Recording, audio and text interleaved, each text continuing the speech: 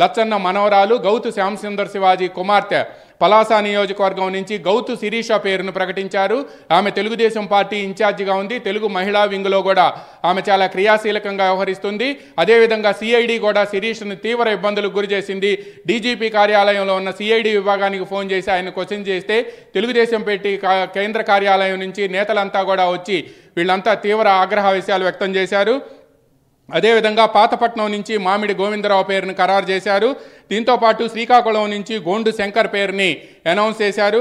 శృంగవరపుకోట నుంచి కోళ్ల లలితా కుమారి పేరును కొద్దిసేపటి క్రితం అనౌన్స్ చేశారు చంద్రబాబు నాయుడు. కాకినాడ సిటీ నుంచి వనమాడి వెంకటేశ్వరరావు పేరుని అనౌన్స్ చేశారు.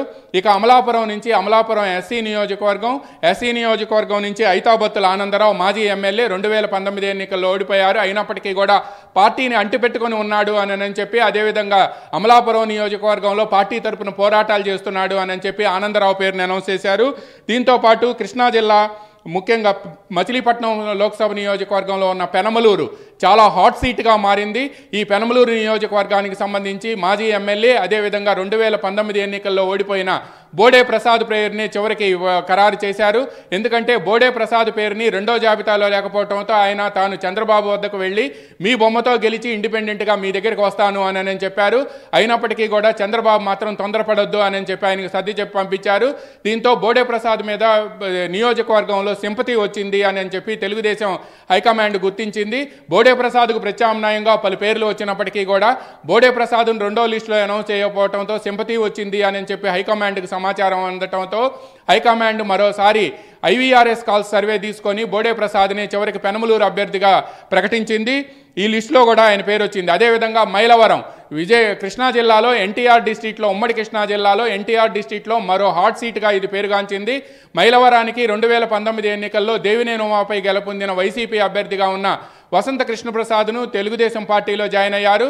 అయితే వైఎస్ఆర్ కాంగ్రెస్ పార్టీకి రాజీనామా చేసి జగన్ విధానాలు నచ్చకపోవడంతో అకారణంగా తెలుగుదేశం అధినేత చంద్రబాబు నాయుడిని అదేవిధంగా జనసేన అధినేత పవన్ కళ్యాణ్తో పాటు టీడీపీ జాతీయ ప్రధాన కార్యదర్శి నారా లోకేష్ను విమర్శించాలి అని ఆదేశించడంతో తాను అకారణంగా ఎట్టి పరిస్థితుల్లో కూడా తాను విమర్శించలేనని, అందువలన తాను పార్టీకి రాజీనామా చేస్తాను అని చెప్పి వసంత కృష్ణప్రసాద్ చెప్పి వైఎస్ఆర్ కాంగ్రెస్ పార్టీకి రాజీనామా చేసి తెలుగుదేశం పార్టీలో చేరిపోయారు.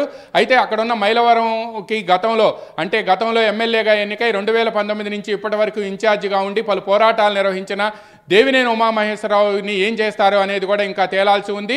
అయితే దేవినేని ఉమాకు మాత్రం కృష్ణా జిల్లాలో ఇంకెక్కడా కూడా సీటు వచ్చే అవకాశాలు మాత్రం కనిపించడం లేదు. ఎందుకంటే పెనమలూరుకి ఆయన పేరును పరిశీలిస్తారనుకున్నప్పటికీ కూడా చివరి నిమిషంలో బోడే ప్రసాద్ను తీసుకొచ్చి పెనమలూరు అభ్యర్థిగా ఖరారు చేయడంతో ఇప్పుడు దేవినేని ఉమాకు మాత్రం అటు మైలవరంలో వసంత కృష్ణప్రసాద్ని అనౌన్స్ చేశారు, ఇక్కడ పెనమలూరులో బోడే ప్రసాద్ని అనౌన్స్ చేయడంతో దేవినేని ఉమాకి స్టార్ క్యాంపెయినర్గా ఇచ్చి పార్టీలో కీలక బాధ్యతలు అప్పగించే అవకాశం ఉంది అని చెప్పి కూడా సమాచారం అందుతుంది. దీంతో మైలవరంగా వసంత కృష్ణప్రసాద్ పేరును కూడా అనౌన్స్ చేశారు. ఇక నసరావుపేటకి డాక్టర్ అరవింద బాబు, చెదలవాడ అరవింద బాబు పార్టీలో 2019 నుంచి ఈ రోజు వరకు పోరాటాలు చేయడంతో పాటు పలుమార్లు జైలుకు వెళ్ళి వచ్చిన చదలవాడ అరవింద బాబు పేరును కూడా ఖరారు చేశారు. అరవింద బాబుకి మొదటి రెండు జాబితాల్లో లేకపోవడంతో ఆయన అనుచరులు కూడా తీవ్ర ఆగ్రహావేశాలు వ్యక్తం చేయటమే కాకుండా కొంతమంది అయితే పురుగు మందు కూడా తాగారు, అతను హాస్పిటల్లో కూడా చేర్చారు. దీంతో అరవింద బాబు పేరును కూడా తెలుగుదేశం పార్టీ అరవింద బాబు అంటే ఆ నియోజకవర్గంలో మంచి పేరు ఉన్నప్పటికీ కూడా ఫ్యాక్షన్ నియోజకవర్గంలో ఆయన్ని ఎంతవరకు పరిశీలనలోకి తీసుకోవాలని తెలుగుదేశం పార్టీ తర్జన భర్జన పడింది. ఈ నేపథ్యంలోనే పార్టీలో మొదటి నుంచి కూడా 2019 నుంచి 24 వరకు కూడా పార్టీలో అంకితభావంతో ఉంటున్న అరవింద బాబు పేరుని చివరికి ఖరారు చేశారు. దీంతోపాటు బాపట్ల జిల్లా చీరాల్లో మద్దులూరి మాలకొండయ్య పేరును ఖరారు చేసి మాలకొండ యాదవ్ పేరును ఖరారు చేశారు. ఇప్పటికే ఆయనకు అక్కడ ఇన్ఛార్జిగా వ్యవహరిస్తున్నారు, అందువలన ఆయన పేరు ఖరారైంది. ఇక రాష్ట్రంలో అత్యంత హాట్ సీట్గా పేరుగాంచి తెలుగుదేశం పార్టీ పాలిట్ బ్యూరో సభ్యుడిగా అదేవిధంగా మాజీ మంత్రిగా ఉన్న సర్వేపల్లి సోమిరెడ్డి చంద్రమోహన్ రెడ్డి పేరుని సర్వేపల్లికి ఖరారు చేశారు.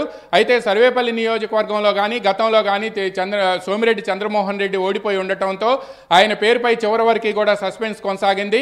కానీ 2019 నుంచి 2024 వరకు కూడా తెలుగుదేశం పార్టీ తరఫున అక్కడ సర్వేపల్లికి 2019లో వైఎస్ఆర్ కాంగ్రెస్ పార్టీ అభ్యర్థిగా గెలుపొందిన ప్రస్తుత వ్యవసాయ శాఖ మంత్రి కాకాని గోవర్ధన్ రెడ్డిపై రాజీ లేని పోరాటం చేసిన వ్యక్తిగా సోమిరెడ్డి చంద్రమోహన్ రెడ్డికి పేరుంది. అదేవిధంగా పార్టీ పాలిట్ బ్యూరో సభ్యుడిగా ఉండి తన అభిప్రాయాలను నిర్మోహమాటంగా చెప్పడమే కాకుండా ముఖ్యంగా నెల్లూరు జిల్లాలో సోమిరెడ్డి చంద్రమోహన్ రెడ్డికి ఒక ఇమేజ్ ఉంది. ఆయన ఓడిపోయినప్పటికీ కూడా గత 5 సంవత్సరాల కాలంలో అక్కడ మంత్రి కాకాని గోవర్ధన్ రెడ్డిపై ఆయన రాజీ లేని పోరాటం చేశారనే సింపతి హైకమాండ్లో ఉండటం, పైగా ఆయన తెలుగుదేశం పార్టీని మొదటి నుంచి అంటిపెట్టుకొని ఉండటంతో సోమిరెడ్డి చంద్రమోహన్ రెడ్డికి పేరుని దాదాపుగా ఖరారు చేయాలి అని చెప్పి రెండో జాబితాలో ఇవ్వాలని భావించినప్పటికీ కూడా అప్పట్లో కొన్ని ఈక్వేషన్ల కారణంగా ఆపేశారు. ఈరోజు జాబితాలో 11 మందిలో సోమిరెడ్డి చంద్రమోహన్ రెడ్డి, సర్వేపల్లి పేరు ఆయన ఖరారైంది.